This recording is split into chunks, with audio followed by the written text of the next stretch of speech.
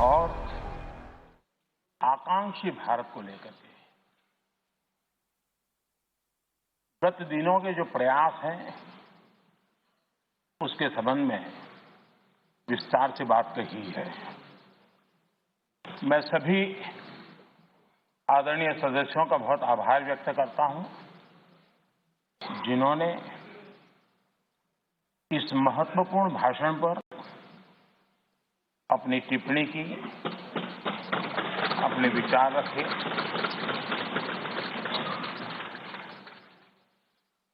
आदरणीय अध्यक्ष जी, मैं अपनी बात बताने से पहले कल जो घटना घटी उसके लिए दो शब्द जरूर कहना चाहूंगा। देश ने आदरणीय लता दीदी को खो दिया। इतने लंबे काल तक जिनकी आवाज ने देश को मोहित किया, देश को प्रेरित भी किया, देश को भावनाओं से भर दिया और एक अहर्निश सांस्कृतिक धरोहर को मजबूत करते हुए और देश की एकता को भी करीब करीब 36 भाषाओं में उन्होंने गाया। ये अपने आप में भारत की एकता और अखंडता के लिए भी एक प्रेरक उदाहरण है। मैं आज आदरणीय लता दीदी जी को आदरपूर्वक श्रद्धांजलि देता हूं। आदरणीय अध्यक्ष जी, इतिहास इस बात का गवाह है कि द्वितीय विश्व युद्ध के बाद विश्व में बहुत बड़ा बदलाव आया। एक नया वर्ल्ड ऑर्डर जिसमें हम सब लोग जी रहे हैं। मैं साफ देख रहा हूं कि कोरोना काल के बाद विश्व एक नए वर्ल्ड ऑर्डर की तरफ, नई व्यवस्थाओं की तरफ बहुत तेजी से आगे बढ़ रहा है। एक ऐसा टर्निंग पॉइंट है कि हम लोग एक भारत के रूप में इस अवसर को गंवाना नहीं चाहिए। मेन टेबल पर भारत की आवाज भी बुलंद रहनी चाहिए। भारत ने एक लीडरशिप रोल के लिए अपने आप को कम नहीं आंकना चाहिए और इस परिप्रेक्ष्य में आजादी का अमृत महोत्सव, आजादी के 75 साल अपने आप में एक प्रेरक अवसर है। उस प्रेरक अवसर को लेकर के, नए संकल्पों को लेकर के देश जब आजादी के 100 साल मनाएगा तब तक हम पूरे सामर्थ्य से, पूरी शक्ति से, पूरे समर्पण से, पूरे संकल्प से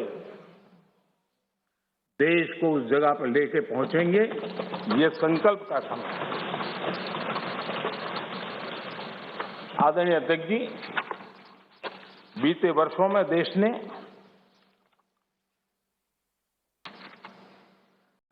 कई क्षेत्रों में, मूलभूत व्यवस्थाओं में बहुत मजबूती का अनुभव किया है और बहुत मजबूती के साथ हम आगे बढ़े हैं।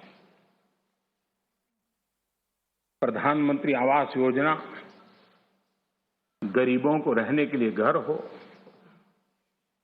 ये कार्यक्रम तो लंबे समय से चला है, लेकिन जो गति, जो व्यापकता, विशालता, विविधता उसने उसमें स्थान पाया, उसके कारण आज गरीब का घर भी लाखों से भी ज्यादा कीमत का बन रहा है। और एक प्रकार से जो भी पक्का घर पाता है वो गरीब आज लखपति की श्रेणी में भी आ जाता है। कौन हिंदुस्तानी होगा जिसको इस बात को सुनकर के गर्व न हो कि आज देश के गरीब से गरीब के घर में शौचालय बना है। आज खुले में शौच से देश के गांव भी मुक्त हुए हैं। कौन खुश नहीं है? कौन खुश है?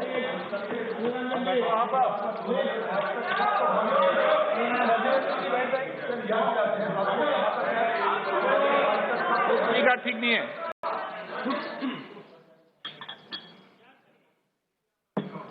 हो गया? प्लीज, मैं बैठने के लिए तैयार हूं। आप बोलिए। नहीं, प्लीज अरविंद जी। आपको धन्यवाद करके शुरू करूं। बहुत बहुत धन्यवाद।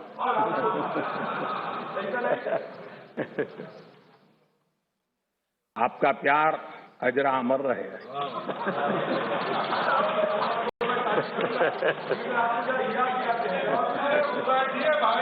Please please please.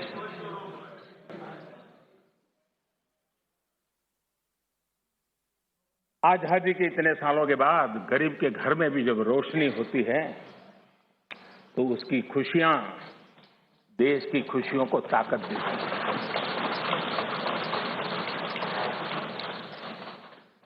चूल्हे के धुएं से जलती हुई आंखों के साथ काम करने वाली मां को, गरीब मां को, और जिस देश में घर में गैस कनेक्शन हो, यह स्टेटस सिंबल बन चुका था, उस देश में गरीब के घर में गैस का कनेक्शन हो, धुएं वाले चूल्हे से मुक्ति हो, तो उसका आनंद कुछ और ही होता है।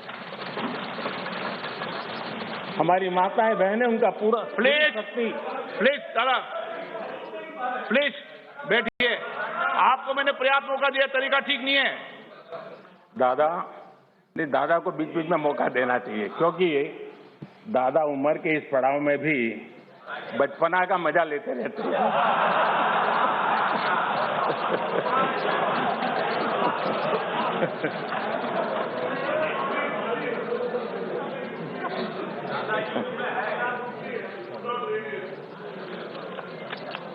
आज गरीब का बैंक में अपना खाता हो, आज बैंक जहां गए बिना गरीब भी अपने टेलीफोन से बैंक के खाते का उपयोग करता हो, सरकार के द्वारा दिए गई राशि सीधी डायरेक्ट बेनिफिट ट्रांसफर के तहत उसके खाते में पहुंचती हो, ये सब अगर आप जमीन से जुड़े हुए होते, अगर आप जनता के बीच में रहते होते, तो जरूर ये चीजें नजर आती, दिखाई देता। लेकिन दुर्भाग्य ये है कि आप में से बहुत लोग ऐसे हैं जिनके सुई कांटा 2014 में अटका हुआ है और उससे वो बाहर ही निकल नहीं पाते हैं, और उसका नतीजा भी आपको भुगतना पड़ा है। आपने जो अपने आप को एक ऐसी मानसिक अवस्था में बांध के रखा है, देश की जनता आपको पहचान गई है। कुछ लोग पहले पहचान गए, कुछ लोग देर से पहचान गए, और कुछ लोग आने वाले समय में पहचानने वाले हैं। आप देखिए, आप जब इतना सारा लंबा उपदेश देते हैं तब भूल जाते हैं 50 साल तक कभी आपने भी देश में यहां बैठने का सौभाग्य प्राप्त किया था। और क्या कारण है कि आप सोच नहीं पाते। अब आप देखिए, नागालैंड के लोगों ने आखिरी बार 1998 में कांग्रेस के लिए वोट किया था, करीब 24 साल हो गए। ओडिशा ने 1995 में आपके लिए वोट किया था, सिर्फ 27 साल हो गए, आपको वहां एंट्री नहीं हुई थी। गोवा में 1994 में पूर्ण बहुमत के साथ आप जीते थे, 28 साल हो गए, गोवा ने आपको स्वीकार नहीं किया। पिछली बार 88 में त्रिपुरा में वहां की जनता ने वोट दिया था, करीब 34 साल पहले त्रिपुरा में। कांग्रेस का हाल है यूपी, बिहार और गुजरात। आखिर में 1985 में 1985 में करीब 37 साल पहले आपके लिए वोट किया था। पिछली बार पश्चिम बंगाल में वहां के लोगों ने 1972 में करीब 50 साल पहले आपको पसंद किया था। तमिलनाडु के लोगों ने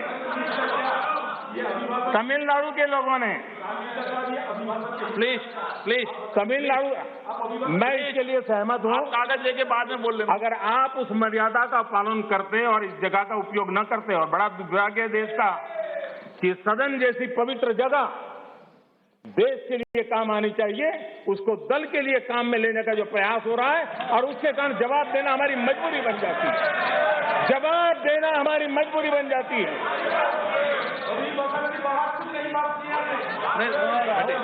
माननीय अध्यक्ष जी, तमिलनाडु आखिर में 1962 में, यानी करीब 60 साल पहले आपको मौका मिला था। तेलंगाना बनाने का श्रेय लेते हैं, लेकिन तेलंगाना बनने के बाद भी वहां की जनता ने आपको स्वीकार नहीं किया। झारखंड का जन्म हुआ, 20 साल हो गए, पूर्ण रूप से कांग्रेस को स्वीकारते नहीं है, पिछले दरवाजे से वो घुसने का प्रयास करते हैं। माननीय अध्यक्ष जी, सवाल चुनाव नतीजों का नहीं है, सवाल उन लोगों की नीयत का है, उनकी नेक दिली का है। इतने बड़े लोकतंत्र में इतने साल तक शासन में रहने के बाद देश की जनता हमेशा हमेशा के लिए उनको क्यों नकार रही है, और जहां भी ठीक से लोगों ने राह पकड़ ली, दोबारा आपको प्रवेश करने नहीं दिया है। इतना सारा होने के बावजूद भी हम तो एक चुनाव हार जाए ना, महीनों तक न जाने इकोसिस्टम क्या क्या करती है। इतना सारा पराजय होने के बावजूद भी न आपका अहंकार जाता है, न आपकी इकोसिस्टम आपके अहंकार को जाने देती है।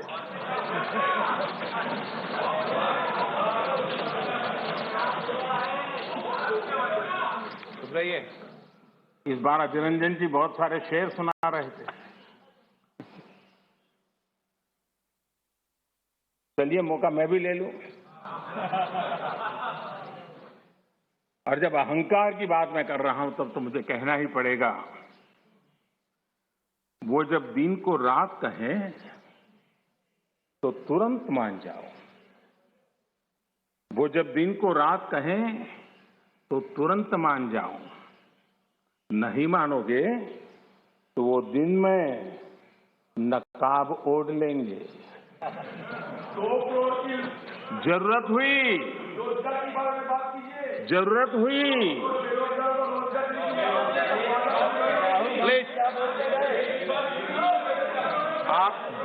हुई तो हकीकत को थोड़ा बहुत मरोड़ लेंगे। वो मगरूर है, खुद की समझ पर बेइंतहा। उन्हें आईना मत दिखाइयो, इन्हें आईना मत दिखाओ, वो आईने को भी तोड़ देंगे।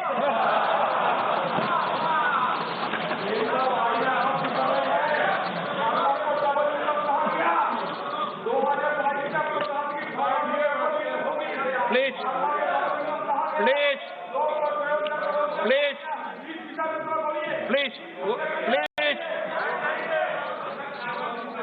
आदरणीय अध्यक्ष जी, आजादी का अमृत महोत्सव, आजादी के 75 वर्ष में आज देश आजादी का अमृत महोत्सव मना रहा है और देश अमृत काल में प्रवेश कर रहा है। आजादी की इस लड़ाई में जिन जिन लोगों ने योगदान किया, वो किसी दल के थे या नहीं थे, इन सब से परे उठ करके देश के लिए जीने मरने वाले लोग, देश के लिए जवानी खपाने वाले लोग, ये हर किसी को स्मरण करने का, पुण्य स्मरण करने का अवसर है और उनके सपनों को याद करते हुए कुछ संकल्प लेने का अवसर है। आदरणीय अध्यक्ष जी, हम सब संस्कार से, स्वभाव से, व्यवस्था से लोकतंत्र के प्रतिबद्ध लोग हैं और आज से नहीं, सदियों से हैं। लेकिन ये भी सही है, आलोचना ये जीवंत लोकतंत्र का एक आभूषण है, लेकिन अंध विरोध ये लोकतंत्र का अनादर है। सबका प्रयास, इस भावना से भारत ने जो कुछ हासिल किया है, अच्छा होता उसे खुले मन से स्वीकार किया गया होता, उसका स्वागत किया होता, उसका गौरवगान करते। बीते 2 सालों में 100 साल का सबसे बड़ा वैश्विक महामारी का संकट पूरी दुनिया की मानव जात झेल रही है।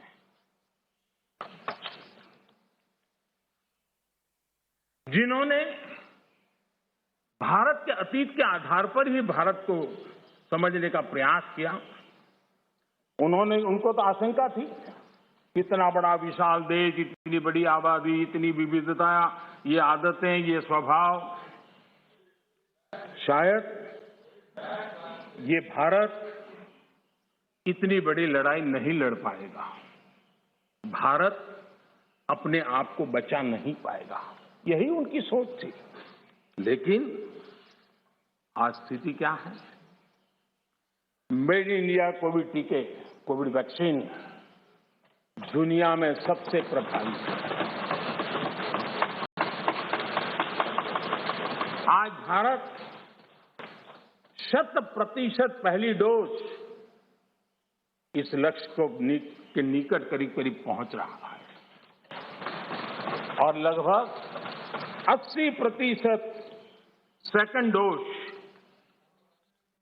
उसका पड़ाव भी पूरा कर लिया है।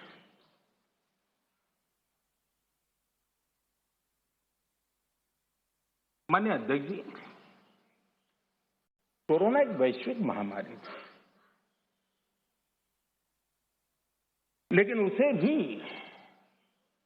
दलगत राजनीति के लिए उपयोग में लाया जाए, क्या ये मानवता के लिए अच्छा है? भारत जैसे, आपको मैं प्लीज प्लीज। माननीय अध्यक्ष जी, मैंने प्लीज अधीर रंजन जी, आपको पर्याप्त समय माननीय अध्यक्ष जी,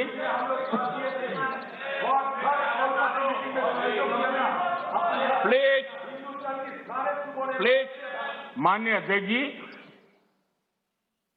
मैंने तो किसी का नाम नहीं दिया।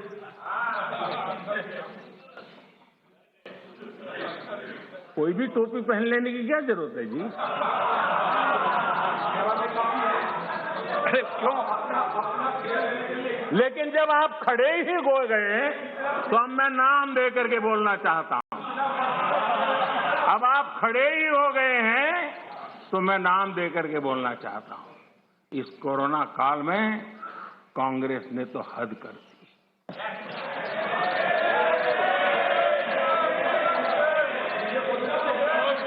पहली लहर के दौरान मौका दूंगा आपको, प्लीज।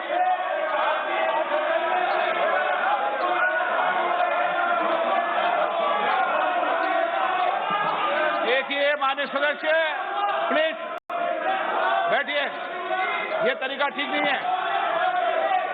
आपको मैंने पर्याप्त, प्लीज बैठिए, please please please please please. माननीय अध्यक्ष जी, अभी तो मैंने सिर्फ इतना का हद कर दी। प्लीज, पहली लहर के दौरान आपको मैंने देश जब पर्याप्त अवसर दिया था। लॉकडाउन का पालन कर रहा था, जब WHO दुनिया भर के लोगों को सलाह देता था, सारे हेल्थ एक्सपर्ट कह रहे थे कि जो जहां है वहीं पर रुके। सारी दुनिया में ये संदेश दिया जाता था, क्योंकि मनुष्य जहां जाएगा, अगर वो कोरोना से संक्रमित है तो कोरोना सांस ले जाएगा। सब कांग्रेस के लोगों ने क्या किया?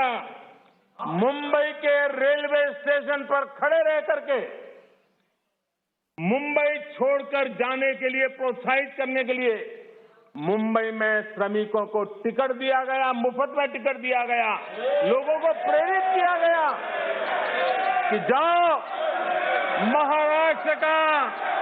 महाराष्ट्र में हमारे पर जो बोझ है वो जरा कम हो, और जाओ, तुम उत्तर प्रदेश के हो, तुम बिहार के हो, जाओ वहां कोरोना फैलाओ। आपने ये बहुत बड़ा पाप किया, अफरा तफरी का माहौल खड़ा कर दिया। आपने हमारे श्रमिक भाइयों बहनों को अनेक परेशानियों में धकेल दिया। और माननीय अध्यक्ष जी, उस समय दिल्ली में ऐसी सरकार थी जो है, उस सरकार ने तो जीप पर माइक बांध करके दिल्ली की झुग्गी झोपड़ी में गाड़ी घुमा करके लोगों को कहा संकट बड़ा है, भागो, गांव जाओ, घर जाओ। और दिल्ली से जाने के लिए बसें दी, आधे रास्ते छोड़ दिया और श्रमिकों को लिए अनेक मुसीबतें पैदा की। और उसका कारण हुआ कि यूपी में, उत्तराखंड में, पंजाब में जिस कोरोना की इतनी गति नहीं थी, इतनी तीव्रता नहीं थी, इस पाप के कारण कोरोना ने वहां भी अपनी लपेट में ले लिया। माननीय अध्यक्ष जी, ये कैसी राजनीति है? मानव जात पर संकट के समय ये कैसी राजनीति है? ये दलगत राजनीति कब तक चलेगी? आदरणीय अध्यक्ष जी, कांग्रेस के इस आचरण से सिर्फ मैं ही नहीं, पूरा देश अचंभित है। 2 साल से देश 100 साल के सबसे बड़े संकट से मुकाबला जूझ कर रहा है। कुछ लोगों ने जिस प्रकार का व्यवहार किया, देश उससे सोच में पड़ गया है। क्या ये देश आपका नहीं है? क्या ये देश के लोग आपके नहीं हैं? क्या उनके सुख दुख आपके नहीं हैं?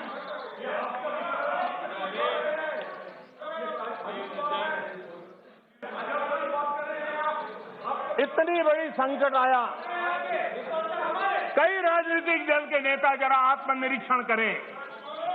कितने राजनीतिक दल के नेता जो जनता के माने हुए नेता अपने आप को मानते हैं, उन्होंने लोगों को रिक्वेस्ट की हो, अपील की हो, भाई कोरोना का एक ऐसा संकट है, वैश्विक महामारी है, आप मास्क पहनो, हाथ धोना रखो, 2 गज की दूरी रखो। कितने नेता हैं, क्या ये बार बार देश की जनता को अगर कहते तो उसमें कोई बीजेपी की सरकार को क्या फायदा होने वाला था, मोदी को क्या फायदा होने वाला था। लेकिन इतने बड़े संकट में भी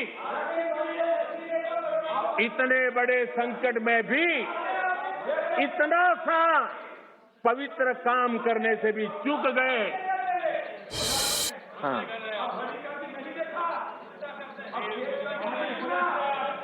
आप महात्मा गांधी के सपनों को सच होते देखना नहीं चाहते।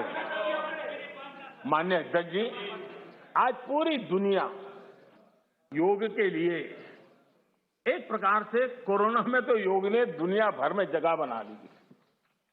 दुनिया भर में कौन हिंदुस्तानी होगा जिसको योग के लिए गर्व न हो। आपने उसका भी मजाक उड़ाया, उसका भी विरोध किया।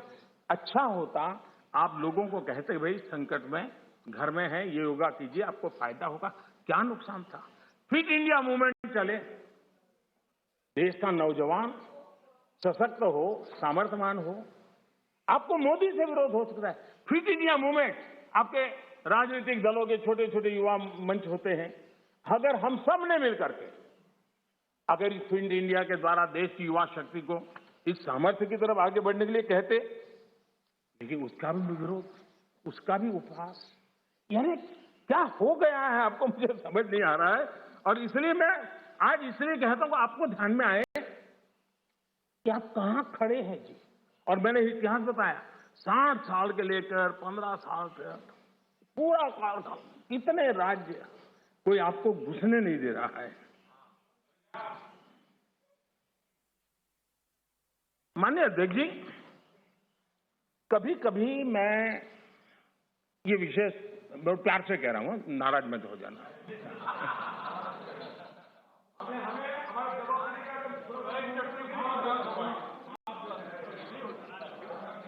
मुझे कभी कभी माननीय अध्यक्ष जी ये विचार आता है, उनके बयानों से, उनके कार्यक्रमों से, उनके कर्तृत्व से, जिस प्रकार से आप बोलते हैं, जिस प्रकार से मुद्दों से जुड़ते हैं, ऐसा लगता है कि आपने मन बना लिया है कि 100 साल तक सत्ता में नहीं आना है।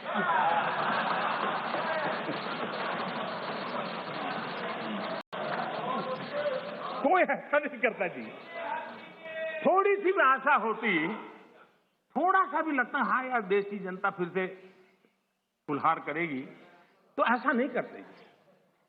और इसलिए खैर अब आपने ही तय कर लिया 100 साल के लिए, तो फिर मैंने भी तैयारी कर ली है।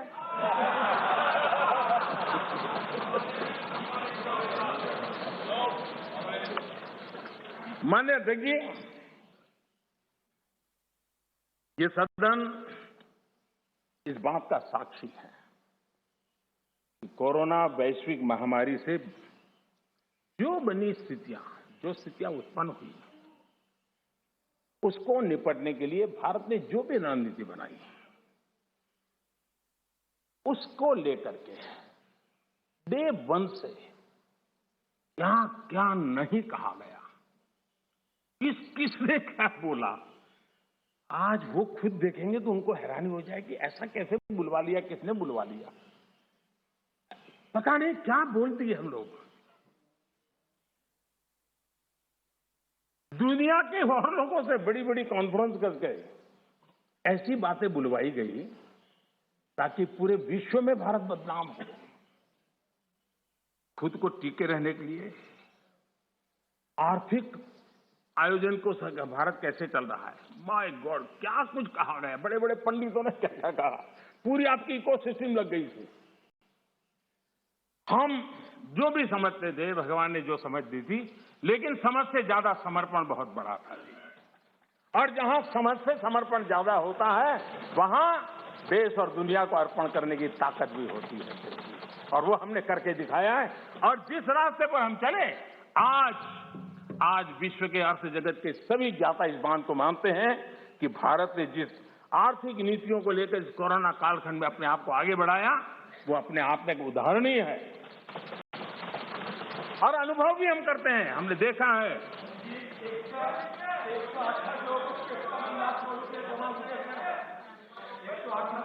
माननीय जी, भारत आज दुनिया की, माननीय अध्यक्ष जी, भारत आज दुनिया की जो बड़ी इकोनॉमीज है उसमें सबसे तेजी से विकसित हो रही बड़ी अर्थव्यवस्था है। माननीय अध्यक्ष जी, इस कोरोना कालखंड में भी हमारे किसानों ने रिकॉर्ड पैदावार की, सरकार ने रिकॉर्ड खरीदी की। दुनिया के अनेक देशों में जहां खाने का संकट पैदा हुआ, और आपको पता होगा 100 साल पहले जो आपदा आई थी, उसके जो रिपोर्ट है उसमें ये बात कही गई है कि बीमारी से मरने वालों की जैसी तादाद है, वैसी भूख से मरने वालों की भी बड़ी तादाद है। उस समय के 100 साल पहले की रिपोर्ट में इस देश ने किसी को भूख से मरने नहीं दिया। 80 करोड़ से अधिक देशवासियों को मुफ्त राशन उपलब्ध कराया और आज भी करा रहे हैं। माननीय अध्यक्ष जी, हमारा total export historically highest record पर है और ये कोरोना काल में है। कृषि एक्सपोर्ट ऐतिहासिक रूप से टॉप पर पहुंचा है। सॉफ्टवेयर एक्सपोर्ट नई ऊंचाई तरफ बढ़ रहा है। मोबाइल फोन एक्सपोर्ट अभूतपूर्व वृद्धि हुई है। डिफेंस एक्सपोर्ट, कईयों को परेशानी हो रही है। ये आत्मनिर्भर भारत का कमाल है कि आज देश डिफेंस एक्सपोर्ट में भी अपनी पहचान बना रहा है। एफडीआई और एफपीआई, माननीय अध्यक्ष जी,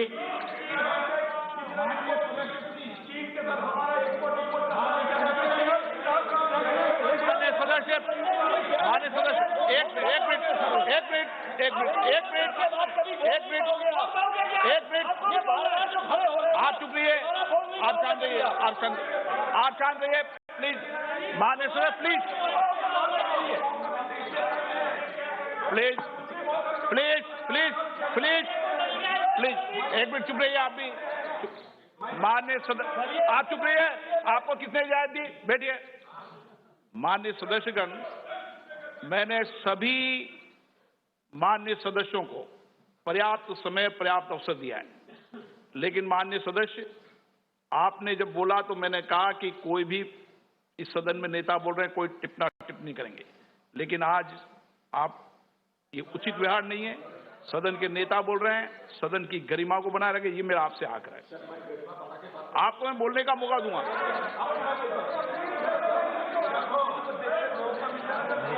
ठीक है, आप बैठिए, आपको मौका नहीं दिया मैंने।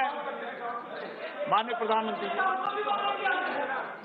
प्लीज। माननीय दादा, आपको मौका नहीं। माननीय सदस्य, प्लीज। माननीय आप समझाएंगे, आप पूरा सुनो, सब समझाएंगे। सदन में थोड़ी बहुत टोका टोकी तो आवश्यक होती है, जरा गर्मी रहती है, लेकिन जब सीमा के बाहर जाता है तो जरा लगता है कि हमारे साथी ऐसे हैं। माननीय अध्यक्ष जी, उनकी पार्टी के एक एमपी ने चर्चा की शुरुआत की थी और यहां से कुछ छोटा मोटा नोकझोंक चल रहा था और मैं मेरे कमरे से स्क्रीन पे देख रहा था कि हमारे मंत्री प्रहलाद जी पीछे गए, सबको रोका और वहां से चैलेंज आई कि अगर हमें रोकोगे तो तुम्हारे नेता का ये हाल करेंगे। क्या इसी का ये हो रहा है क्या? माननीय अध्यक्ष जी, आपको दर्शन करने का मौका मिला। माननीय अध्यक्ष जी,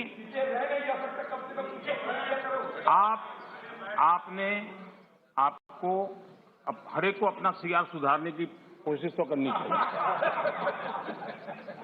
और मैं मानता हूं जितना किया है उससे आपका सीआर ठीक हो गया है। जिन लोगों को रजिस्टर करना है, आपके इस पराक्रम को कर लिया है जी, ज्यादा क्यों कर रहे हो? इस सत्र में तो कोई आपको नहीं निकालेगा, विश्वास करो।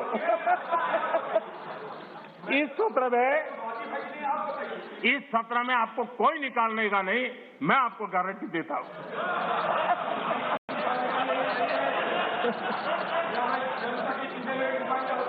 ठीक है, इस जगह से अरे वे ऐसे ही बच गए हो।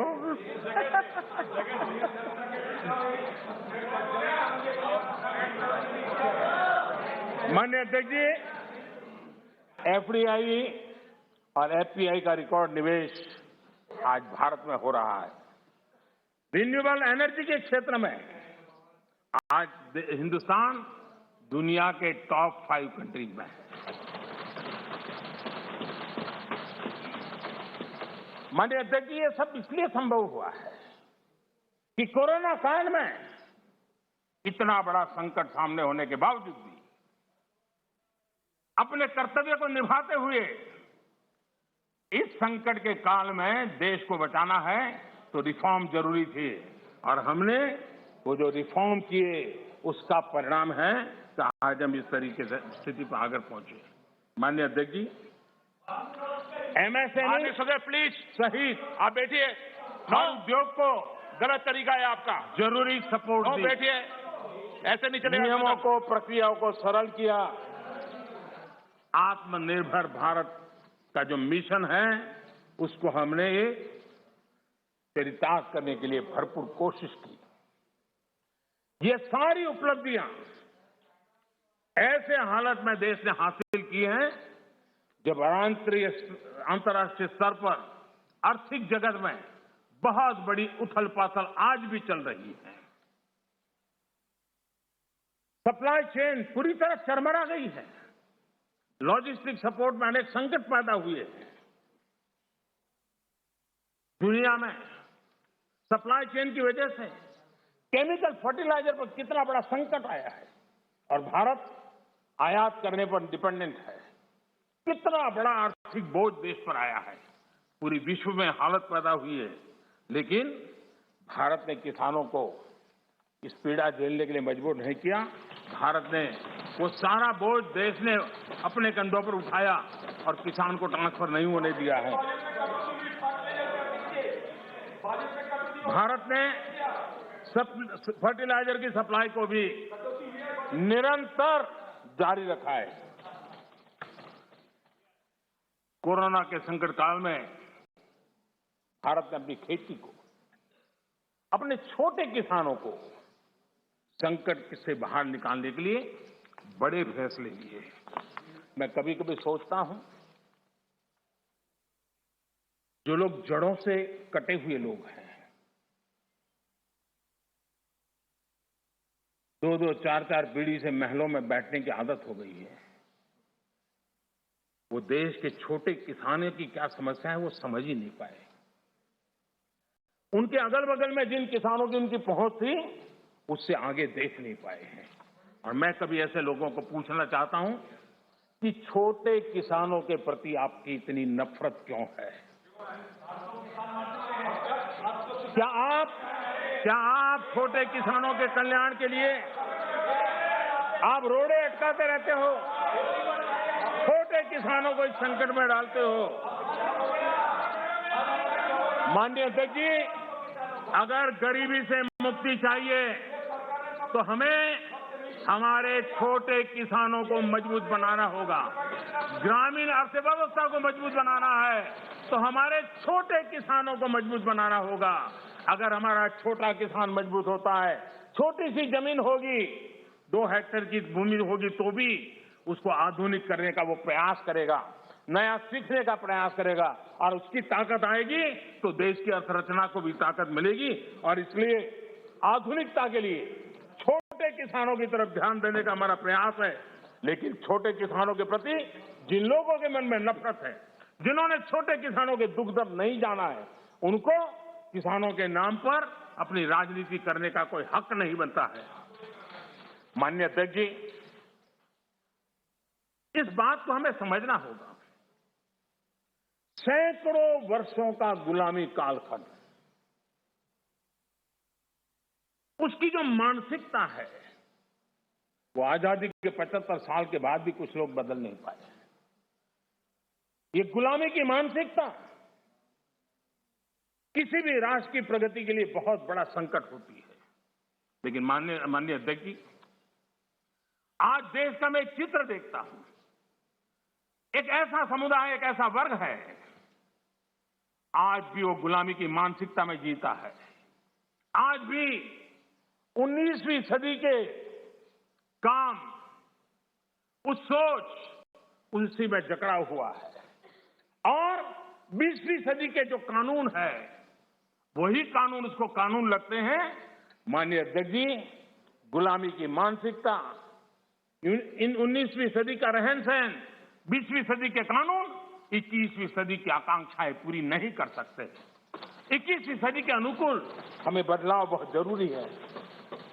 माननीय अध्यक्ष जी, जिस बदलाव को हमने अस्वीकार किया, उसका परिणाम क्या आया? फ्रेट कॉरिडोर, इतने मनोमंथन के बाद, कई वर्षों तक उसके बाद योजना बनी। 2006 में प्लानिंग, 2006 से 2014 तक का उसका हाल देखिए। 2014 के बाद उसकी तेजी आई। यूपी में सरयू नहर परियोजना 70 के दशक में शुरू हुई, 70 दशक, और उसकी लागत 100 गुना बढ़ गई। हमारे आने के बाद हमने उस काम को पूरा किया। ये कैसी सोच है, क्या तरीके है? यूपी का अर्जुन डैम परियोजना 2009 में शुरू हुई, 2017 तक 1/3 खर्चा हुआ। हमने इतने कम समय में इसको पूर्ण कर दिया। अगर कांग्रेस के पास इतनी सत्ता थी, इतने सालों तक सत्ता थी, तो 4 धाम को वो ऑल वेदर सड़कों में परिवर्तित कर सकते थे, जोड़ सकते थे, लेकिन नहीं किया। वाटरवे, सारी दुनिया वाटरवे का समर्थन है। हमारा ही देश था कि हमने वाटरवे को नकार दिया। आज हमारी सरकार को वाटरवे पे काम करना है। पुराने अप्रोच से गोरखपुर के कारखाना बंद होता था, हमारे अप्रोच से गोरखपुर का फर्टिलाइजर का कारखाना शुरू होता है। माननीय अध्यक्ष जी, ये लोग ऐसे हैं जो जमीन से कटे हुए हैं, उसके कारण उनके लिए फाइल की मूवमेंट, फाइल में सिग्नेचर करके कौन अगला मुलाकाती आएगा, उसी के इंतजार में जो रहते हैं। आपके लिए फाइल सब कुछ है, हमारे लिए 130 करोड़ देशवासियों का लाइफ महत्वपूर्ण है। आप फाइल में खोए रहे, हम लाइफ बदलने के लिए जी जान से जुटे हुए लोग। आज उसी का परिणाम है प्रधानमंत्री गति शक्ति मास्टर प्लान। एक होलिस्टिक अप्रोच, टुकड़ों में नहीं। एक आधा काम वहां आ रहा है, रोड बन रहा है, फिर बिजली वाला आकर के खुदाई करता है, वो ठीक होता है, फिर पानी वाला आकर के खुदाई करता है। तो सारी समस्याओं से बाहर आकर के हमने डिस्ट्रिक्ट लेवल तक गति शक्ति मास्टर प्लान की दिशा में हम काम कर रहे हैं। उसी प्रकार से हमारा देश की विशेषता को देखते हुए मल्टी मॉडल ट्रांसपोर्ट सिस्टम, उस पर हम बड़ा जोर दे रहे हैं, और कनेक्टिविटी पर, इसके आधार पर हम जोर दे रहे हैं। आजादी के बाद सबसे तेज गति से ग्रामीण सड़कें कहीं बन रही है, तो इस 5 साल के कालखंड में बनी है। माननीय अध्यक्ष जी, नेशनल हाईवे बन रहे हैं, रेलवे लाइनों का बिजलीकरण हो रहा है। आज देश नए एयरपोर्ट्स, हेलीपोर्ट्स और वाटरड्रोम का नेटवर्क खड़ा कर रहा है। देश के 6 लाख से अधिक गांवों में ऑप्टिकल फाइबर नेटवर्क के लिए काम चल रहा है। माननीय अध्यक्ष जी, ये सारे काम ऐसे हैं जो रोजगार देते हैं। ज्यादा से ज्यादा रोजगार इन्हीं कामों से मिलता है। आधुनिक इंफ्रास्ट्रक्चर आज देश की आवश्यकता है और अभूतपूर्व निवेश भी हो रहा है और उसी से रोजगार भी बढ़ना है, विकास भी बढ़ना है और विकास की गति भी बढ़ना है और इसलिए आज देश उस दिशा में काम कर रहा है। माननीय अध्यक्ष जी, जितनी ज्यादा अर्थव्यवस्था ग्रो करेगी उतने ही रोजगार के अवसर पैदा होंगे और इसी लक्ष्य को लेकर के पिछले 7 साल से हमने इन चीजों पर फोकस किया है और उसका परिणाम है हमारा आत्मनिर्भर भारत अभियान। मैन्युफैक्चरिंग हो या सर्विस सेक्टर हो, हर सेक्टर में हमारा उत्पाद बढ़ रहा है, उत्पादन बढ़ रहा है। आत्मनिर्भर भारत अभियान के हम आज ग्लोबल वैल्यू चेन के हिस्से बन रहे हैं।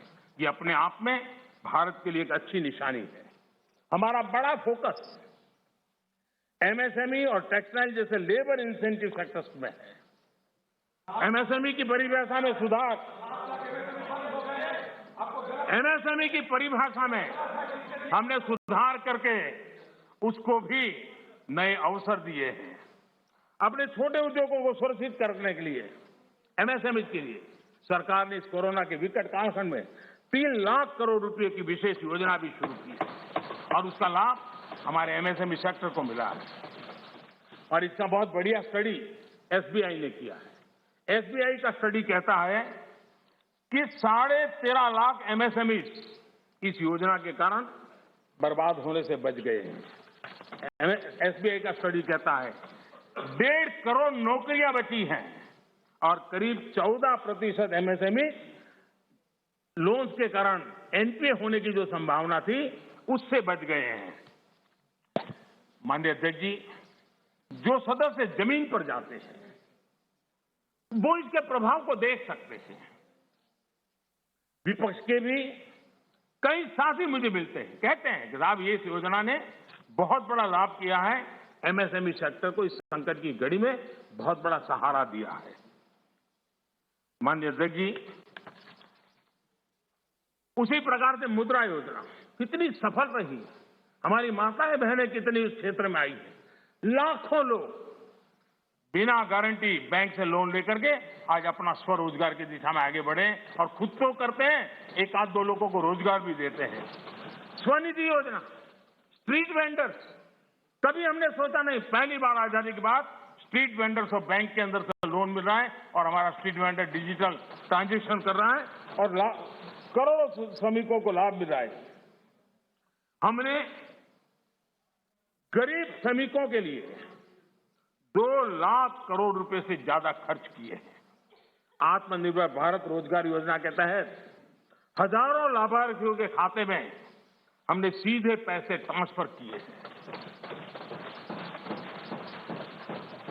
माननीय अध्यक्ष जी, इंडस्ट्री को गति देने बेहतर इंफ्रास्ट्रक्चर की बहुत जरूरत होती है। पीएम गति शक्ति नेशनल प्लान, मास्टर प्लान, ये हमारे लॉजिस्टिक कॉस्ट को बहुत कम करेगा। उसके कारण देश में भी माल सस्ते में पहुंच पाएगा और एक्सपोर्ट करने वाले लोग भी दुनिया के साथ में कंपटीशन कर पाएंगे और इसलिए पीएम गति शक्ति प्लान आने वाले दिनों में बहुत लाभकारक होने वाला है। माननीय अध्यक्ष जी, सरकार ने एक और बड़ा काम किया है। नए क्षेत्रों को, एंटरप्रेन्योर्स को, उसके लिए हमने ओपन कर दिया है। आत्मनिर्भर भारत योजना के तहत स्पेस, डिफेंस, ड्रोन्स, माइनिंग को, प्राइवेट सेक्टर को आज देश के विकास में भागीदार बनने के लिए हमने निमंत्रित किया है। देश में एंटरप्रेन्योर्स के लिए बेहतर माहौल बनाने के लिए सिंपल टैक्स सिस्टम की शुरुआत, हजारों कंप्लायंसेस हमारे देश में आता है, ऐसी हर डिपार्टमेंट ये लाओ, वो लाओ, ये कागज लाओ, वो नाम लाओ, वो सारा करीब 25,000 कंप्लायंसेस हमने खत्म किए हैं। आज मैं तो राज्यों से भी आग्रह करूंगा कि वे भी ढूंढ के ऐसे कंप्लायंसेस खत्म करें। देश के नागरिकों को परेशानी हो रही है, उसको समझे हम लोग। आज देश में इस प्रकार के बैरियर्स हटाए जा रहे हैं। डोमेस्टिक इंडस्ट्री को लेवल प्ले फील्ड देने के लिए एक के बाद एक कदम हम उठाते जा रहे हैं। माननीय अध्यक्ष जी, आज देश उस पुरानी अवधारणा से बाहर निकल रहा है। हमारे देश में सोच बन गई कि सरकार ही भाग्य विधाता है। तुम्हें सरकार पर ही निर्भर रहना पड़ेगा। तुम्हारी आशा अपेक्षाएं कोई पूरी नहीं कर सकता है, सरकार ही करेगी। सब कुछ सरकार देगी। ये हम लोगों ने इतना ईगो पाल के रखा था और उसके कारण देश के सामर्थ्य को भी चोट पहुंची है। और इसलिए सामान्य युवा के सपने, युवा कौशल, उसके रास्ते हम नए सिरे से सोचना शुरू किया। सब कुछ सरकार करती है ऐसा नहीं है। देशवासियों की ताकत अनेक गुना ज्यादा होती है। वो सामर्थ्य के साथ अगर संकल्प के साथ जुड़ जाते हैं तो परिणाम मिलता है। आप देखिए 2014 के पहले हमारे देश में सिर्फ 500 स्टार्टअप थे। जब अवसर दिया जाता है देश के नौजवानों को तो क्या परिणाम आता है। इन 7 साल में 2014 के पहले 500 स्टार्टअप, इस 7 साल में 60,000 स्टार्टअप इस देश में काम कर रहे हैं। ये मेरे देश के युवाओं की ताकत है और उसमें यूनिकॉर्न बन रहे हैं। और एक एक यूनिकॉर्न यानी हजारों करोड़ की उसकी वैल्यू तय हो जाती है। माननीय अध्यक्ष जी, और बहुत ही कम समय में भारत के यूनिकॉर्न सेंचुरी बनाने की दिशा में आगे बढ़ रहे हैं। ये बहुत बड़ा हजारों करोड़ की कंपनी बनने में पहले दशकों लग जाते थे। आज हमारे नौजवानों की ताकत है। सरकार की नीतियों के कारण साल 2 साल के अंदर हजारों करोड़ के कारोबार को उनके आसपास वो देख पा रहे हैं।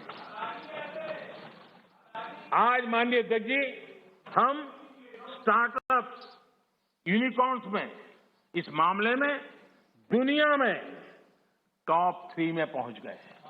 कौन हिंदुस्तानी होगा जिसको गर्व नहीं होगा। लेकिन ऐसे समय तो इस सरकार का अंत विरोध करने की जिनको आदत लग गई है, सुबह सुबह शुरू हो जाते हैं। और यहां मैंने देखा हमारे अजय रंजन जी कह रहे थे क्या रखा है, मोदी मोदी मोदी मोदी करते रहते हो। है यही कर रहे थे। हाँ, साहब लोग मोदी मोदी मोदी बोल रहे हैं। आप क्यों बोल रहे हैं?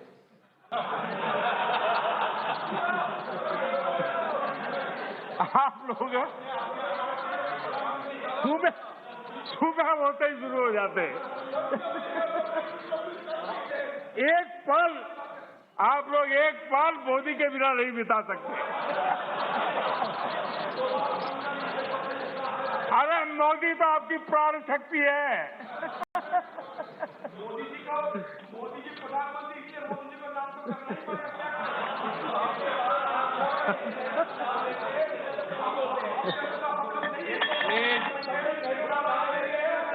एक बोल रहे हैं ना। माननीय अध्यक्ष जी, चलो बैठिए। कुछ लोग देश के नौजवानों को, देश के एंटरप्रेन्योर्स को, देश के वेल्थ क्रिएटर्स को, उनको डराने में आनंद आता है, उनको भयभीत करने में आनंद आता है, उनको गुमराह करने में आनंद आता है। देश का नौजवान उनकी बातें सुन नहीं रहा है, इसके कारण देश आगे बढ़ रहा है। माननीय अध्यक्ष जी, आज जो यूनिकॉर्न है यही उसमें से कुछ मल्टीनेशनल कंपनियां बनने का सामर्थ्य रखती है। लेकिन कांग्रेस में ऐसे लोग बैठे हैं जो कहते हैं, जो हमारे उद्यमी हैं उनके लिए कहते हैं, और आपको भी जानकर के आश्चर्य होगा क्या कहते हैं। वो कहते हैं ये उद्यमी लोग कोरोना वायरस का वेरिएंट, बताइए क्या हो गया। हमारे देश के उद्यमी एक कोरोना वायरस के वेरिएंट है क्या? हम क्या बोल रहे हैं, किसके लिए बोल रहे हैं? कोई जरा आपके अंदर बैठे तो जरा बोलो तो सही, ये क्या हो रहा है? पार्टी का नुकसान हो रहा है, कांग्रेस पार्टी का नुकसान हो रहा है।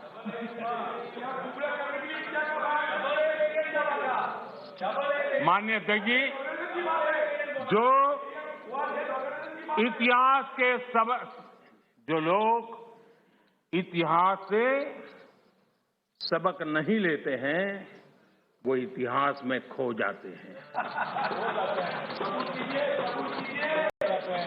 माननीय अध्यक्ष जी, ये मैं इसलिए कह रहा हूं, जरा 60 से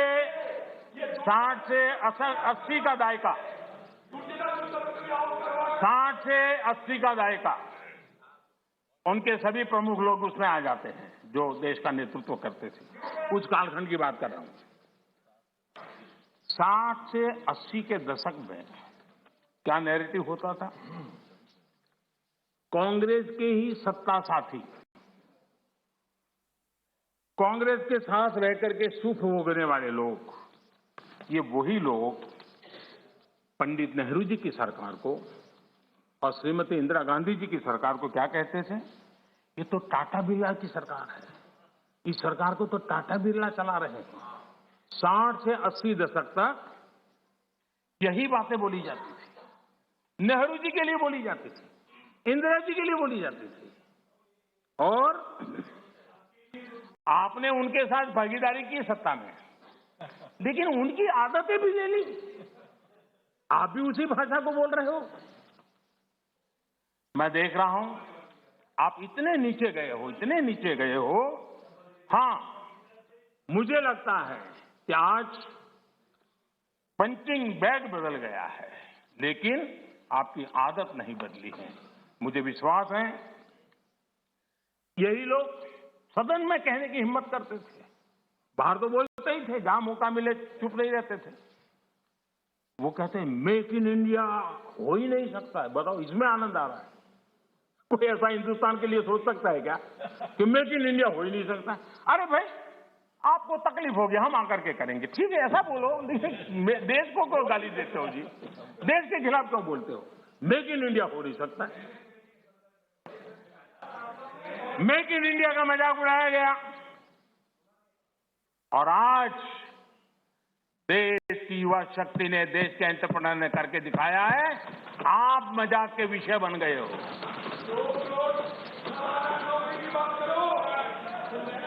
और मेक इन इंडिया की सफलता आप लोगों को कितना दर्द दे रही है, ये मैं भली भांति समझ पा रहा हूं। माननीय अध्यक्ष जी, मेक इन इंडिया से कुछ लोगों को तकलीफ इस बात के लिए है क्योंकि मेक इन इंडिया का मतलब है कमीशन के रास्ते बंद, मेक इन इंडिया का मतलब है भ्रष्टाचार के रास्ते बंद, मेक इन इंडिया का मतलब है तिजोरी भरने के रास्ते बंद, और इसलिए मेक इन इंडिया का ही विरोध करो। भारत के लोगों के सामर्थ्य को नजरअंदाज करने का पाप, देश के लघु उद्यमियों के सामर्थ्य का अपमान, देश के युवाओं का अपमान, देश की इनोवेटिव क्षमता का अपमान। माननीय अध्यक्ष जी, देश में इस प्रकार का नकारात्मकता का, निराशा का वातावरण, खुद निराश हैं, खुद सफल नहीं हो पा रहे हैं, इसलिए देश को असफल होने करने के जो खेल चल रहे हैं, उसके खिलाफ देश का नौजवान बहुत जाग चुका है, जागरूक हो चुका है। माननीय अध्यक्ष जी, पहले जो सरकार चलाते थे, जो जिन्होंने 50 साल तक देश की सरकारें चलाई, मेक इन इंडिया को लेकर उनका क्या रवैया था? सिर्फ डिफेंस सेक्टर को हम देखें तो सारी बातें समझ आती थी, वो क्या करते थे, कैसे करते थे, क्यों करते थे, किसके लिए करते थे। पहले सालों में क्या होता था, नए इक्विपमेंट खरीदने के लिए प्रोसेस चलती थी, सालों तक चलती थी, और जब फाइनल निर्णय होता था तब वो चीज पुरानी हो जाती थी। अब बताइए देश का क्या बना? आउट ऑफ डेट हो जाती थी। और हम पैसे देते थे। हमने इन सारी प्रोसेस को सिंप्लीफाई किया। सालों से पेंडिंग डिफेंस सेक्टर के जो इश्यू थे उसको हमने निपटाने का प्रयास किया। पहले किसी भी आधुनिक प्लेटफॉर्म या इक्विपमेंट के लिए हमें दूसरे देशों की तरफ देखना पड़ता था। जरूरत के समय आपाधापी में आयुध खरीदा जाता था, ये लाओ वो लाओ, कौन पूछता है भाई, हो जाए। यहां तक कि स्पेयर पार्ट्स के लिए भी हम अन्य देशों पर निर्भर रहे हैं। दूसरों पर निर्भर होकर इस देश की सुरक्षा निश्चित नहीं कर सकते। हमारे पास यूनिक व्यवस्था होनी चाहिए, हमारी अपनी व्यवस्था होनी चाहिए। रक्षा क्षेत्र में आत्मनिर्भर होना ये राष्ट्र सेवा का भी एक बहुत बड़ा काम है। और जो मैं देश के नौजवानों को भी आह्वान करता हूं कि आप अपने कैरियर में इस क्षेत्र को चुनिए, हम ताकत के साथ खड़े होंगे। माननीय अध्यक्ष जी, इस बजट में भी हमने ज्यादा से ज्यादा रक्षा उपकरण भारत में ही बनाएंगे, भारतीय कंपनियों से ही खरीदेंगे, ये बजट में प्रावधान किया है। बाहर से लाने के रास्तों बंद करने की दिशा में हम कदम बढ़ाए। हमारी सेनाओं की जरूरत पूरी होने के अलावा हम एक बड़े डिफेंस एक्सपोर्टर बनने का सपना लेकर के चल रहे हैं और मुझे विश्वास है ये संकल्प भी पूरा होगा। मैं जानता हूं कि रक्षा सौदों में कितनी बड़ी ताकतें पहले अच्छों को खरीद लेती थी। ऐसी ताकतों को मोदी ने चुनौती दी और इसलिए मोदी पर उनकी नाराजगी नहीं, गुस्सा होना भी बहुत स्वाभाविक है और उनका गुस्सा प्रकट भी होता रहता है। माननीय अध्यक्ष जी,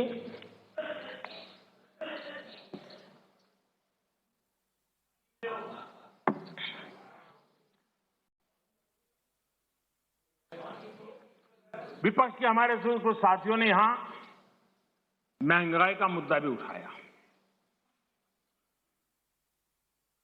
अच्छा लगता, देश का भी भला होता अगर आपकी ये चिंता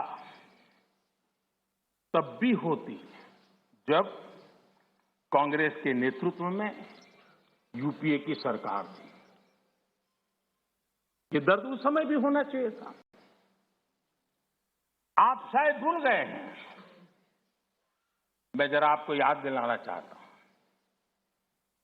कांग्रेस सरकार के आखिरी 5 सालों में लगभग पूरे कार्यकाल में देश को डबल डिजिट महंगाई की मार झेलनी पड़ी थी।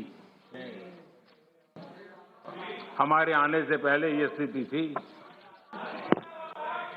कांग्रेस की नीतियां ऐसी थी कि सरकार खुद मानने लगी थी कि महंगाई उसके नियंत्रण से बाहर है। 2011 में तत्कालीन वित्त मंत्री जी ने लोगों से बेशर्मी के साथ कह दिया था कि महंगाई कम करने के लिए किसी अलादीन के जादू की उम्मीद न करें। ये आपके नेताओं की असंवेदनशीलता। हमारे चिदंबरम जी जो कि इन दिनों इकोनॉमी पर अखबारों में लेख लिखते हैं, जब सरकार में थे तब क्या कहते थे? उस समय के नेता क्या कह रहे थे आपके? वो कहते थे 2012 में उन्होंने कहा था कि लोगों को 15 रुपये की पानी की बोतल और 20 रुपये की आइसक्रीम खरीदने में तकलीफ नहीं होती, लेकिन गेहूं चावल पर 1 रुपया बढ़ जाए तो बर्दाश्त नहीं के होता। ये आपके नेताओं के बयान यानी महंगाई के प्रति कितना असंवेदनशील रवैया था, ये चिंता का कारण है। माननीय अध्यक्ष जी, महंगाई देश के सामान्य मानवी से सीधा जुड़ा हुआ मुद्दा है और हमारी सरकार ने, एनडीए सरकार ने पहले दिन से सतर्क और संवेदनशील रह करके इस मसले को बारीकाई से हैंडल करने का प्रयास किया है और इसलिए हमारी सरकार महंगाई नियंत्रण को अपनी वित्तीय पॉलिसी का प्राथमिक लक्ष्य बनाया हमने। माननीय अध्यक्ष जी, 100 साल में आई इतनी बड़ी महामारी के इस कालखंड में भी हमने प्रयास किया कि महंगाई और जरूरी चीजों की कीमत आसमान न छुए। सामान्य मानवी के लिए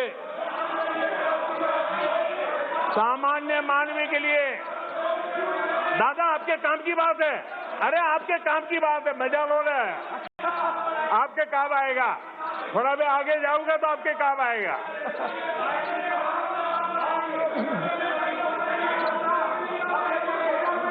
माननीय अध्यक्ष जी, महंगाई और जरूरी चीजों की कीमत आसमान न छुए।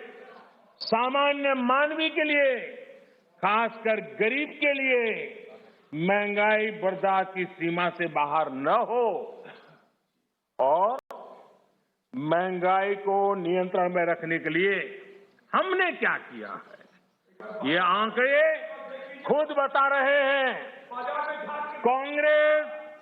कांग्रेस के जहां महंगाई दर डबल डिजिट में थी, 10% से ज्यादा थी, वहीं 2014 से 2020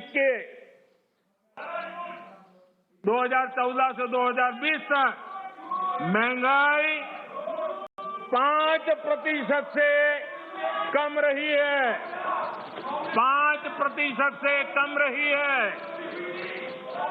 कोरोना के बावजूद आपको मैं बोलने देना चाहता हूं तो कि आगे आपकी मजा होने वाली है, जरा इंतजार करो, आ रहा हूं। कोरोना के बावजूद इस साल महंगाई 5.2% रही है और उसमें भी फूड इन्फ्लेशन 3% से कम रही है। आप अपने समय में वैश्विक परिस्थितियों की दुहाई देकर पल्ला झाड़ लेते थे, वैसे महंगाई पर कांग्रेस के राज में पंडित नेहरू जी ने लाल किले से क्या कहा, वो जरा आपको मैं बताना चाहता हूं। पंडित नेहरू देश के पहले प्रधानमंत्री लाल किले से बोल रहे हैं। देखिए, आपकी इच्छा रहती है ना, मैं पंडित जी का नाम नहीं बोलता हूं, आज मैं बार बार बोलने वाला हूं। आज तो नेहरू जी ही नेहरू जी।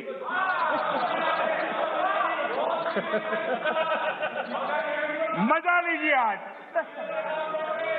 आपके नेता कहेंगे मजा आ गया।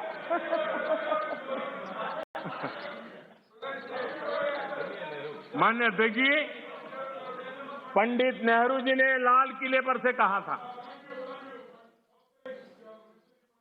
और ये उस जमाने में कहा गया था, तब ग्लोबलाइजेशन इतना नहीं था, नाम मात्र का भी नहीं था। उस समय नेहरू जी लाल किले से देश को संबोधन करते हुए क्या कह रहे हैं, कभी कभी कोरिया में लड़ाई भी हमें प्रभावित करती है, इसके चलते वस्तुओं की कीमतें बढ़ जाती है। इति नेहरू जी, भारत के पहले प्रधानमंत्री। कभी कभी कोरिया में लड़ाई भी हमें प्रभावित करती है, इसके चलते वस्तुओं की कीमतें बढ़ जाती हैं और यह हमारे नियंत्रण से भी बाहर हो जाती हैं। देश के सामने देश का पहला प्रधानमंत्री हाथ ऊपर कर देता है, हाथ ऊपर कर देता है। आगे क्या कहते हैं? देखो जी, आपके काम की बात है। आगे कहते हैं, पंडित नेहरू जी आगे कहते हैं,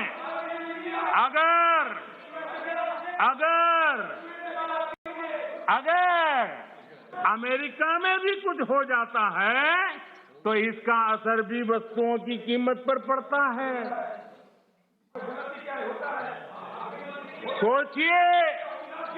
सोचिए तब महंगाई की समस्या कितनी गंभीर थी कि नेहरू जी को लाल किले से देश के सामने हाथ ऊपर करने पड़े थे। नेहरू जी तब कहा था, माननीय अध्यक्ष जी, अगर कांग्रेस सरकार 8 सप्ताह में होती, क्या देश का नसीब है? देश बच गया। लेकिन आज अगर आप होते तो महंगाई कोरोना के खाते में जमा करके झाड़ करके निकल जाते आप लोग। लेकिन हम बड़ी संवेदनशीलता के साथ इस समस्या को महत्वपूर्ण समझ करके उसके समाधान के लिए पूरी ताकत से काम कर रहे हैं।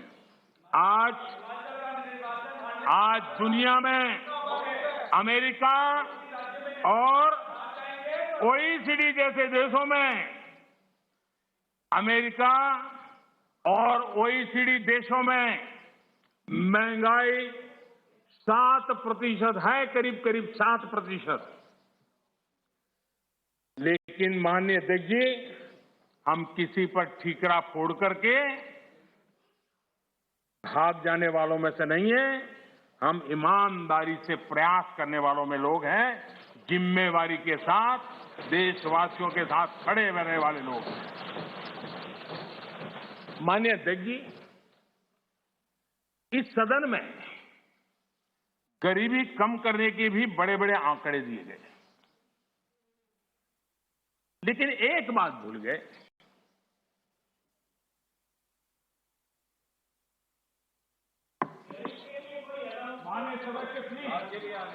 इस देश का गरीब इतना विश्वासघाती नहीं है कि कोई सरकार उसकी भलाई के काम करे और वो फिर उसको ही सत्ता से बाहर करे। ये देश के गरीब के स्वभाव में नहीं है। आपकी ये दुर्दशा इसलिए आई क्योंकि आपने मान लिया था कि नारे देकर के गरीबों को अपनी चुंगाल में फंसाए रखोगे, लेकिन गरीब जाग गया, गरीब आपको जान गया। इस देश का गरीब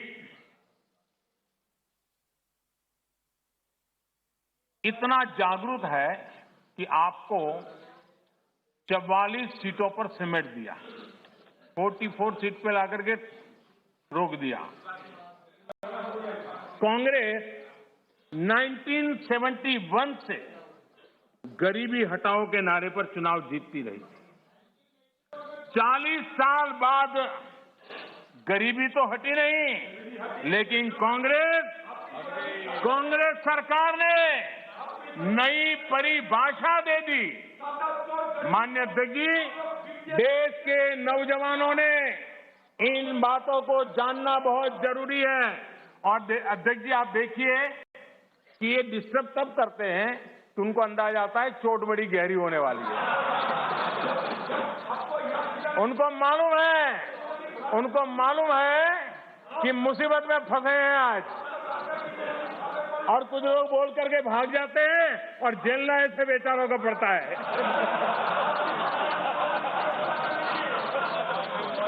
माननीय अध्यक्ष जी, 40 साल बाद कांग्रेस गरीबी तो नहीं हटी, लेकिन गरीबों ने कांग्रेस को हटा दिया। और कांग्रेस ने क्या किया? माननीय अध्यक्ष जी, कांग्रेस ने गरीबी की परिभाषा बदल दी।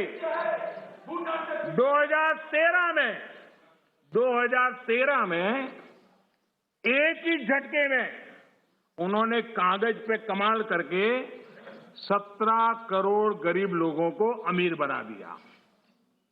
ये कैसे हुआ, इसकी सच्चाई देश के युवाओं को पता होना चाहिए। मैं आपको उदाहरण देता हूं। आपको मालूम है हमारे देश में पहले रेलवे में first class, second class, third class होता था। जो फर्स्ट क्लास होता था एक लाइन लिखी रहती थी दरवाजे के बाजीगर में, सेकंड क्लास में 2 लिखी रहती थी, थर्ड क्लास में 3। इनको लगा ये थर्ड क्लास वाला जरा मैसेज ठीक नहीं है, तो उन्होंने एक लाइन निकाल दी। ये इनके तरीके ऐसे ही हैं और उनको लगता है कि वो गरीबी हट गई और उन्होंने सारे उसके बेसिक नॉर्म्स बदल करके कह दिया 17 करोड़ गरीब नहीं गिने जाएंगे। इस प्रकार से आंकड़े बदलने का काम वो करते रहे हैं। माननीय अध्यक्ष जी,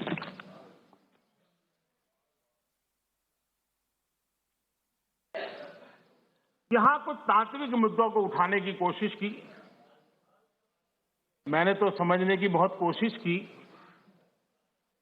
शायद कोई समझ पाया हो ऐसा तो मुझे अभी कोई मिला नहीं है, लेकिन जो को समझ पाया होगा तो मैं समझने के लिए तैयार हूं। ऐसे ऐसे कुछ बातें सुनता हूं तो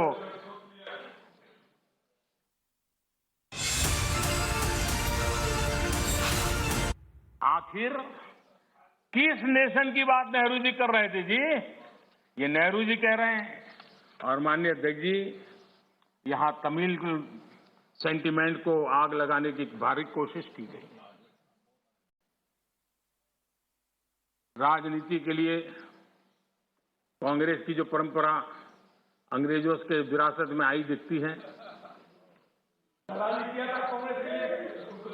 तोड़ो तोड़ो तोड़ो और राज करो, तोड़ो और राज करो, बांटो और राज करो। लेकिन मैं आज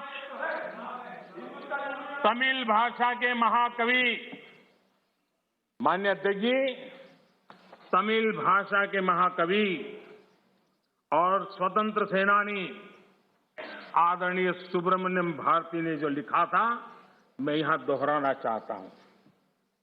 तमिल भाषी लोग मुझे क्षमा करें, मेरे उच्चारों में कोई गलती हो तो, लेकिन मेरा आदर और मेरी भावना में कोई कमी नहीं है। सुब्रमण्यम भारती जी ने कहा था, मन्नुम इमय मलय एंगल मलय पन्नरुम उपनित नुलेंगल नुले पार मिसे एधोरु नुल इधु पोले पोन निलोर भारत नांडेगल नाडे पोड रुवोम इकते इमक किलेडे। इसका भावार्थ जो उपलब्ध है वो इस तरह का है। सुब्रमण्यम भारती जी कहते हैं, जो उन्होंने तमिल भाषा में कहा है उसको मैं अनुवाद, जो भाव मुझे उपलब्ध हुआ है मैं कह रहा हूं। सम्मानित जो सकल विश्व में, सम्मानित जो सकल विश्व में महिमा जिनकी बहुत रही है, महिमा जिनकी बहुत रही है, अमर ग्रंथ से वे सभी हमारे, अमर ग्रंथ वे सभी हमारे, उपनिषदों का देश यही है। सुब्रमण्यम भारती कह रहे हैं, गाएंगे यस हम सब इसका, गाएंगे यस हम सब इसका, यह है स्वर्णिम देश हमारा, यह है स्वर्णिम देश हमारा। आगे कौन जगत में हमसे, आगे कौन जगत में हमसे, यह है भारत देश हमारा, यह है भारत देश हमारा। ये सुब्रमण्यम भारती जी की कविता का भाव है। ये वो संस्कृति है। और मैं आज तमिल के सब नागरिकों को सैल्यूट करना चाहूंगा। जब हमारे सीडीएस रावत दक्षिण में हेलीकॉप्टर के अकस्मात में उनका निधन हुआ और जब उनका बॉडी तमिलनाडु में हवाई अड्डे की तरफ ले जाने के लिए रास्ते पर गुजर रहा था, मेरे तमिल भाई, मेरी तमिल बहनें लाखों की संख्या में घंटों तक कतार में खड़ी रही थी रोड पर, कोई सूचना नहीं, संदेश नहीं, इंतजार करते खड़ी रही थी। और जब सीडीएस रावत का बॉडी वहां से निकल रहा था, तब हर तमिलवासी गौरव के साथ हाथ ऊपर कर करके आंख में आंसू के साथ कहता था, वीर वणक्कम, वीर वणक्कम, वीर वणक्कम, ये मेरा देश है।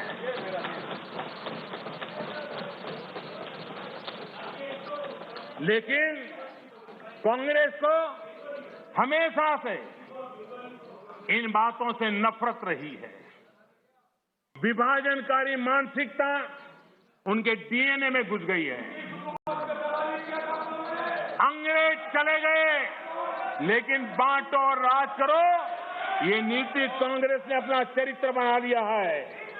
और इसलिए ही आज कांग्रेस टुकड़े टुकड़े गैंग की लीडर बन गई है।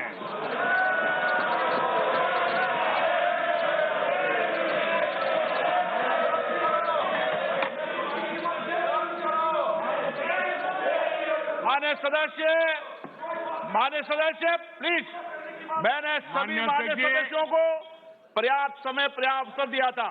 जब सदन के नेता बोल रहे हैं ये अप्रयादित आचरण आपका ठीक नहीं है, ये सदन की गरिमा नहीं है।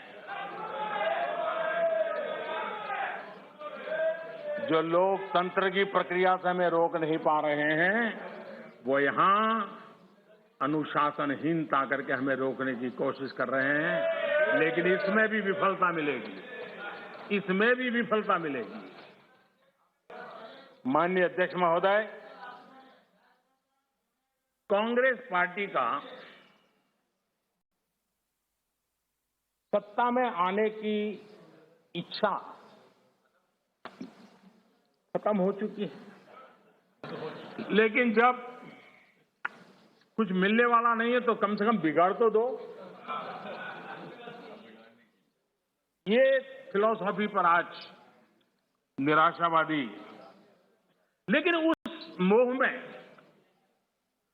बर्बाद कर करके छोड़ेंगे, इस मोह में देश में वो बीज बो रहे हैं जो अलगाव की जड़ों को मजबूत करने वाले हैं।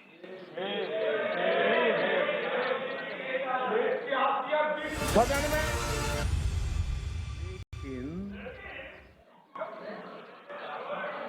आ गया समय, सीखो, सीखने में काम आएगा, तैयारी करो। लेकिन आजादी के साथ जिम्मेदारी होती है, और कर्तव्य को ही दूसरे शब्दों में जिम्मेदारी कहते हैं। इसलिए कोई समझना हो तो मैं समझा दूं, कर्तव्य को दूसरे शब्दों में जिम्मेदारी कहते हैं। अब ये पंडित नेहरू का कोट है। मैं आपसे फिर कहता हूं कि आजाद हिंदुस्तान है, आजाद हिंदुस्तान की सालगिरह हम मनाते हैं, लेकिन आजादी के साथ जिम्मेदारी होती है। जिम्मेदारी, कर्तव्य खाली हुकूमत की नहीं, जिम्मेदारी हर एक आजाद शख्स की होती है। और अगर आप उस जिम्मेदारी को महसूस नहीं करते, अगर आप समझते नहीं, तब पूरी तौर पर आप आजादी के माने नहीं समझे और आप आजादी को पूरी तौर से बचा नहीं सकते हैं। ये कर्तव्य के लिए देश के प्रथम प्रधानमंत्री पंडित नेहरू जी ने कहा था, लेकिन आप उसको भी भूल गए, आप उसको भी भूल गए। माननीय अध्यक्ष जी, मैं सदन का ज्यादा समय लेना नहीं चाहता हूं, अब वो भी थक गए हैं। माननीय अध्यक्ष जी, हमारे यहाँ माननीय अध्यक्ष जी, हमारे यहाँ कहा गया है क्षणशः, हमारे यहाँ कहा गया है क्षणशः कणश्चैव विद्याम अर्थ च साधयेत्। क्षणे नष्टे कुतो विद्या कणे नष्टे कुतो धनम। अर्थात विद्या ज्ञान के लिए एक एक पल महत्वपूर्ण होता है।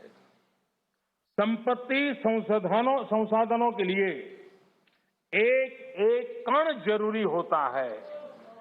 एक एक क्षण बर्बाद करके ज्ञान हासिल नहीं किया जा सकता और एक एक कण बर्बाद किया गया, छोटे छोटे संसाधनों का समुचित प्रयोग नहीं किया गया तो संसाधन व्यर्थ हो जाते हैं। मैं कांग्रेस और उसके सहयोगियों से कहूंगा, आप ये मंथन जरूर कीजिए कि कहीं आप इतिहास के इस महत्वपूर्ण अहम क्षण को नष्ट तो नहीं कर रहे हैं। मुझे सुनाने के लिए, मेरी आलोचना करने के लिए, मेरे दल को कोसने के लिए बहुत कुछ है, कर सकते हैं आप और आगे भी करते रहिए, मौकों की कमी नहीं है।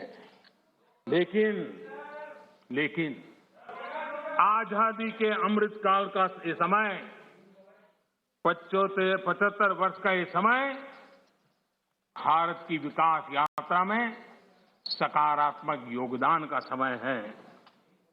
मैं विपक्ष के और यहां पर बैठे हुए भी सभी साथियों से और इस सदन के माध्यम से देशवासियों से भी आजादी के इस अमृत महोत्सव के पर्व पर आग्रह करता हूं, निवेदन करता हूं, अपेक्षा करता हूं कि आओ इस आजादी के अमृत महोत्सव को हम नए संकल्पों के साथ, आत्मनिर्भर भारत बनाने के संकल्प के साथ एकजुट होकर हम लग जाएं, कोशिश करें पिछले 75 साल में जहां जहां हम कम पड़े हैं उसको पूरा करें और आने वाले 2047 के शताब्दी वर्ष बनाने से पहले देश को कैसा बनाना है उसका संकल्प लेकर के आगे बढ़े।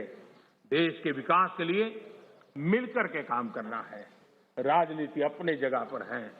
हम दलगत भावनाओं से ऊपर उठ करके देश की भावनाओं को लेकर के जिए। चुनाव के मैदान में जो कुछ करना है करते रहिए, लेकिन हम देश हित में आगे आए, इसी एक अपेक्षा रखता हूं। आजादी के 100 वर्ष जब होंगे, ऐसे ही सदन में जो लोग बैठे होंगे वो जरूर चर्चा करेंगे कि ऐसी मजबूत नींव पर, ऐसी प्रगति के पर पहुंची हुई 100 साल की उस यात्रा के बाद देश ऐसे लोगों के हाथ में जाए ताकि उनको आगे ले जाने का मन कर दे। हम यही सोचें कि जो समय मिला है उसका हम सदुपयोग करें। हमारे स्वर्णिम भारत के निर्माण में हम कोई कोताही न बरतें, पूरे सामर्थ्य के साथ उस पर काम में लगे। माननीय अध्यक्ष जी, मैं फिर एक बार राष्ट्रपति जी के उद्बोधन को, धन्यवाद प्रस्ताव को अनुमोदन करता हूं और मैं इस सदन में चर्चा में भाग लेने वाले सभी माननीय सांसदों का भी फिर से एक बार धन्यवाद करते हुए, आपने जो अवसर दिया, रोका टोका की कोशिश के बावजूद भी मैंने सभी विषयों को स्पर्श करने का प्रयास किया है। बहुत बहुत धन्यवाद।